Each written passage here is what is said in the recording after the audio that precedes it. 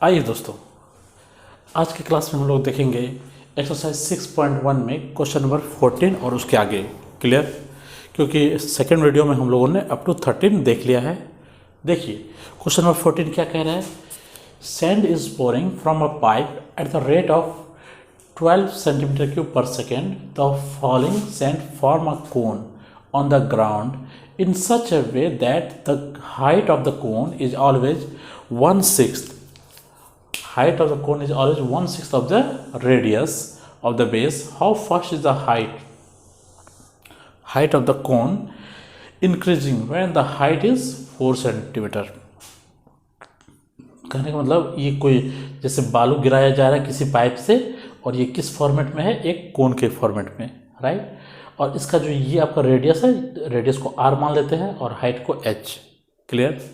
तो कह रहा है कि हाइट हमेशा क्या है, 1/6 है रेडियस का। क्लियर? और किस स्पीड से सैंड गिर रहा है, 12 सेंटीमीटर क्यूब पर सेकेंड के रेट से। तो हमें कहता है कि जब हाइट 4 सेंटीमीटर है तो उस टाइम में dh/dt, दैट मीन्स हाइट किस रेट से चेंज करेगा, दैट इज dh/dt आपका क्या होगा, ये हमें बताइए। क्लियर? तो हमें किस फॉर्मेट में निकालना है, h के फॉर्मेट में। तो यहाँ r को r इक्वल टू क्या हो जाएगा, 6h। ये भी बगल में नोट करके रख लीजिए। अब बताइए वॉल्यूम ऑफ कोन क्या होता है। Volume of cone v equal to होगा 1/3 पाई r²h। क्लियर? हमको किस में रिलेशन चाहिए, h में, h और t का। v और t का तो है, दैट इज v और h में रखिए। तो r को बदल दीजिए, r को क्या बदलेंगे, 6h से। तो v इक्वल टू होगा 1/3 पाई, r हो जाएगा आपका 6h का whole square into h। Clear? तो फाइनली आपका यहाँ पे क्या आ जाएगा, वॉल्यूम v इक्वल टू हो जाएगा पाई/3 इंटू 36h² इंटू h। ये 3 से कैंसिल होगा, 12 हो जाएगा। ये हो जाएगा आपका 12 पाई h³। क्लियर? तो हमें क्या निकालना है, dh/dt। तो डिफ्रेंशिएट कर दीजिए, differentiation with respect to t। तो ये हो जाएगा क्या, dv/dt, that is d/dt bracket में क्या होगा, 12 पाई h³, दैट इज 12 पाई तो रहने दीजिए, h³ का होगा 3h² इंटू dh/dt। ये क्या हो गया आपका, dv/dt। क्लियर? चलिए dv/dt का वैल्यू कितना है, 12। तो यहाँ लिखेंगे 12 इक्वल टू 12 से क्या होगा, 36 पाई इंटू क्या है, h² dh/dt। क्लियर? तो dh/dt इक्वल टू क्या हो जाएगा, लिखेंगे dh/dt equal to 12/36 pi h²। Clear? तो इसको 2 मान लीजिए, that is 12/36 pi into h की जगह क्या है, h की जगह आपका 4 सेंटीमीटर है। तो 4 का स्क्वायर कर दीजिए, 12 3 जा 1 क्या होगा, 16 3 जा 48 पाई सेंटीमीटर पर सेकेंड। इस स्पीड से क्या होगा, हाइट इंक्रीज करेगा ये जो सैंड है। क्लियर? चलिए वीडियो रोक के यहाँ तक नोट कर लीजिए।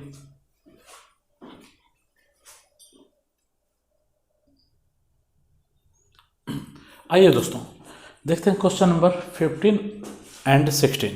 15 और 16 बिल्कुल एक जैसा है। क्लियर? जैसे क्वेश्चन नंबर 15 में मार्जिनल कॉस्ट लिखा है और जो 16 में मार्जिनल रेवेन्यू लिखा है, कोई दिक्कत नहीं है, एक ही बात है। तो क्वेश्चन नंबर 16 देखते हैं क्या है। The total revenue in rupees received from the sale of x unit of a product is given by r of x equal to 13x² plus 26x plus 15।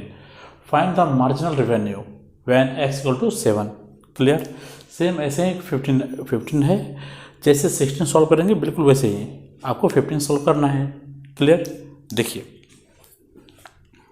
Right, आपका मार्जिनल निकालना क्या है, marginal revenue, right. तो marginal cost क्या है, r of x equal to है 13x² plus 26x plus 15। Marginal revenue equal to होगा d by d x of r of x, right, equal to होगा d by d x of क्या हो जाएगा, तो 13x² plus 26x plus 15 और differentiate कर दीजिए 13, ये क्या हो जाएगा 13 इंटू x² का क्या होगा 2x plus 26, that is 26x plus 26, और x क्या है आपका एट x इक्वल टू 7। तो मार्जिनल रेवेन्यू क्या हो गया आपका इक्वल टू 26 इंटू 7 प्लस 26, क्या होगा, क्या होगा 802 208, इतना रुपीज़ हो गया 208 रुपीज़। सेम ऐसे ही 15 सॉल्व कीजिएगा। क्लियर, चलिए वीडियो रोक के नोट कर लीजिए।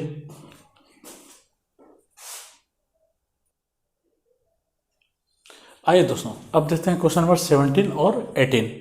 ये ऑब्जेक्टिव टाइप का है। क्लियर, चलिए तो आगे बढ़ने से पहले इम्पोर्टेंट मैसेज, अगर वीडियो अगर हेल्पफुल लगे तो प्लीज़ लाइक कीजिए, शेयर कीजिए, सब्सक्राइब कीजिए। आइए देखते हैं क्वेश्चन नंबर 17 क्या कर रहा है, the rate of change of the area of a circle with respect to its radius r when r equal to क्या है 6 सेंटीमीटर। सर्कल का एरिया क्या होगा, तो लिखिए तो एरिया ऑफ सर्कल ए बराबर क्या होगा पाई आर स्क्वायर। तो डिफ्रेंशिएट किसके रिस्पेक्ट में करना है, with respect to its radius, with respect to radius are.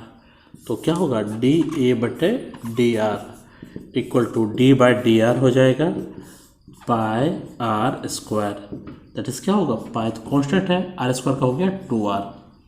Clear, that is equal to 2 pi are.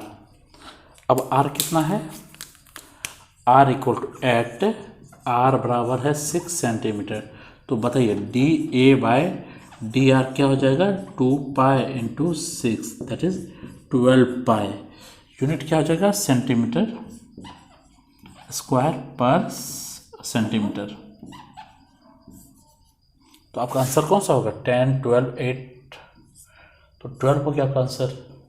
Clear, इसी तरह से यहाँ देखिए क्वेश्चन नंबर 18 जो हम लोग 15 और 16 देखे बिल्कुल वैसा ही है। The total revenue in rupees received from the sale of x unit of a product is given by r of x. The marginal revenue when x equal to 15 is. Clear, तो क्या लिखेंगे मार्जिनल